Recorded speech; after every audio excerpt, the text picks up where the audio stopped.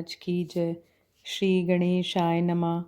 Almighty, omniscient, protector of all, adorned by many names, Neelkantha, Gangadhar, Mahakal. Bless me, Trambakeshwar, Omkar. You and God Vishnu are one. Water by any other name, taste nectarine. You both are one and the only entity. Devotees may call you by various names.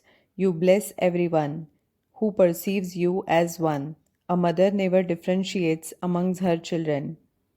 I am just an innocent child. Bless me with a kind smile to fulfill my dreams under the wish fulfilling tree.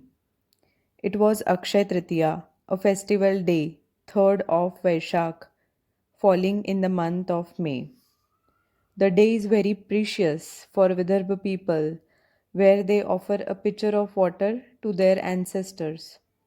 The saint was having fun with neighborhood children at the residence of Bankat Lal when he asked one of the boys to fill tobacco in his pipe and get some light for it to ignite.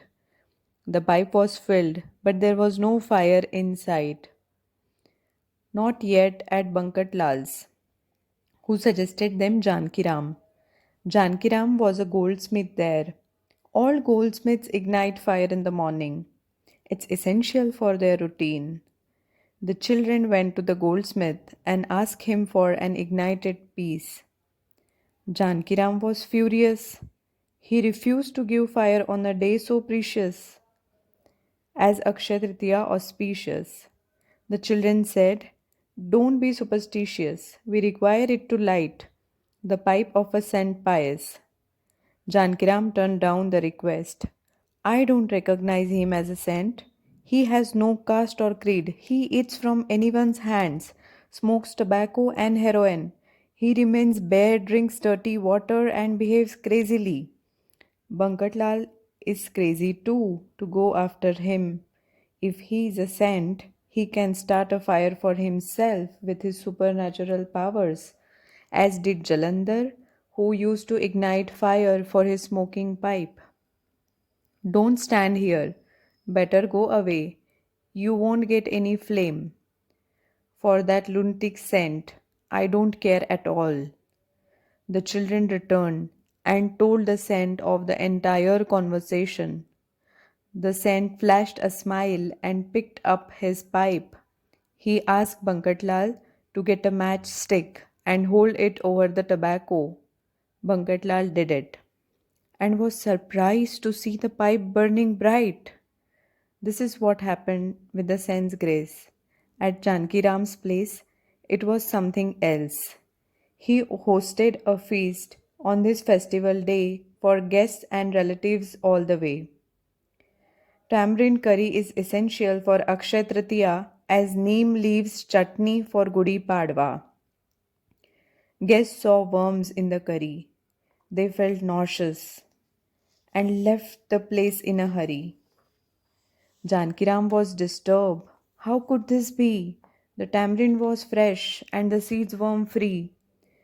It occurred to him that it was his blunder in refusing fire for the pipe of the seer.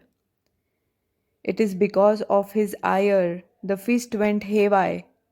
Saint Gajanan is as pure as waters of Ganges. I talk lowly of him. Oh, what a disgrace! He is a king amongst all rulers. I call him a beggar. He is a seer, knowing past, present, and future. Jankiram hurried to Bankat's place, realizing his mistake, and fell prostrate in front of the saint. He begged pardon of Saint Shree Gajanan. "I beg to be pardoned," Jankiram said. "I fail to understand that you are the deity in our Shegaon city. My mind is now clear, and I earn any punishment you think I deserve." "Bring in the curry. Where are the worms?" They all looked in. The preparation was clear. It was a surprise.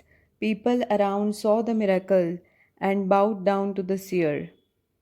On a hot summer day, in the month of Jeshta, Chandu Mukin, a devotee, was amongst people who surrounded the saint. They offered him flowers, sandalwood paste, mangoes, and pears. He said he wanted them not, except the two cannolis kept in the earthen pot at the house of Mukin. Chandu Mukin was shocked, as in his recollection there was nothing left from last month's preparation. He told the saint there was nothing left from the Akshay Tritiya lot. If you so like, I'll ask my wife to fry a few fresh ones. The saint said no, I want only those in the pot. Go, search for them and bring the pieces to me. The devotees too said the same thing. Chandu went home and told his wife, there is nothing left. Let me make them fresh, said she. Search for them in the earthen pots, stacked in the corner. Then she remembered of two pieces lying unnoticed in an earthen jug. They are stale, maybe with mildew. I don't think they'll do. Chandu and his wife were amazed to notice that they were fresh. Chandu took them to the saint. To the surprise of all, he ate them, as did Sri Rama Shabri's offerings. In the village of Chincholi near Shegao lived a Brahmin named Madhav. He was 60, looked weak for his age. He had misused his youth in mundane pleasures. No force on earth can change the destiny of man. Madhav lost his wife and children and was now alone in the clan. He lost interest in living, sold all his property, and regretted that in his youth he never remembered divinity. He begged pardon of God again and again and asked for his blessings to save him from this pain. Full of repentance, he came to Saint Gajanan, squatted at his door, chanting God's name. The saint watched him for a day and said, whatever you are doing is not appropriate. It is like getting a doctor after the patient's death, or trying nuptial knot at an older age. Things should be done at the proper time. Don't start digging a well when the house is on fire. For fruitful results, do things in time. You toiled all the while for folks that left you alone. You wasted time on goals material, forgetting those that are perpetual.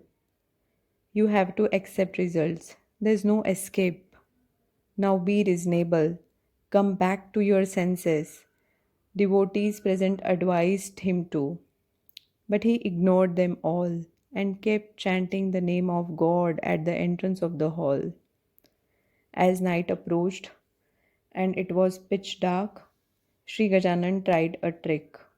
He changed himself into the god of death and rushed to Madhav to stop him breathe.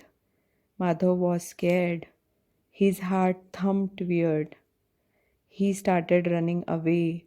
The saint revealed himself and loudly said, is this how much strong you are? I have shown you just a glimpse of the house of death. You are its fare. You can't run away from there. Spare me from that hell and from this earthly life too, said Madhav. This is my last request to you. You have shown me the sight of hell. Don't send me there. Please give me heavenly bliss. I am fully aware of my sins, but I know if you wish, you can rid me of them all.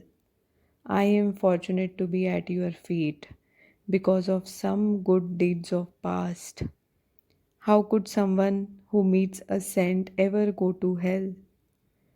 Keep singing the name of God. Your death is not very far.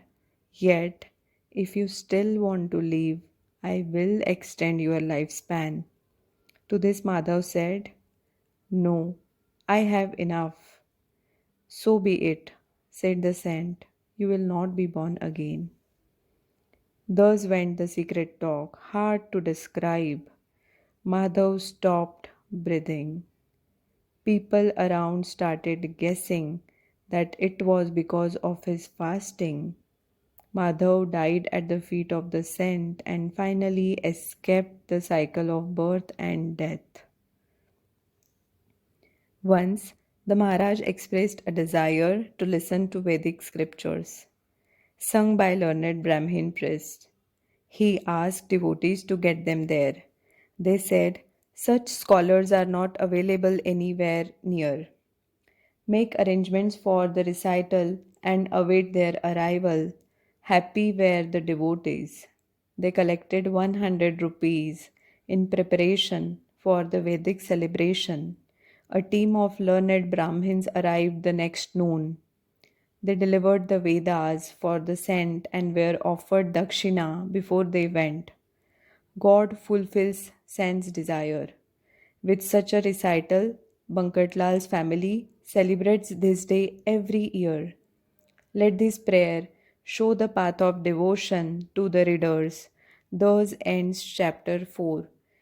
Gajanan Maharaj ki jai.